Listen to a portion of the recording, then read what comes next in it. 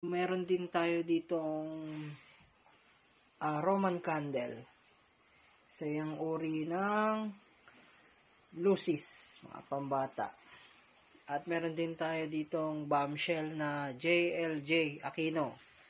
Yan, medyo malaki siya guys, oh. Kita niyan, mga 2.5 dangkal yan. Guys, napakalaki. So, yan. Isa-isahin natin yan i-video sa mga susunod nating video. Pero sa ngayon, stash muna natin tong mga ating pangsalubong natin. So, meron nga tayong Roman candle, meron tayong bombshell na JLJ Aquino, and then dragon, dalawang dragon. So, sa mga susunod na video natin, susubukan natin. Meron din tayo dito may favorite.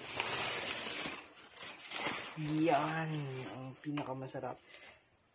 Gawa siya ng for sure, oh. Pangalan pa lang sigurado ka na kasi for sure. 1,000 rounds.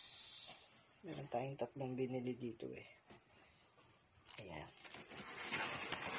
Susubukan natin yan. Pero nakapagpaputok na tayo ng mga ganyan dati.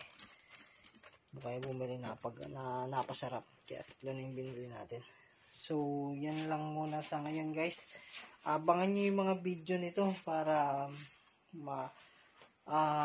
makita nyo kung gaano siya kaganda sa ere. Itong mga aerial natin. Yan, yung JLJ Aquino.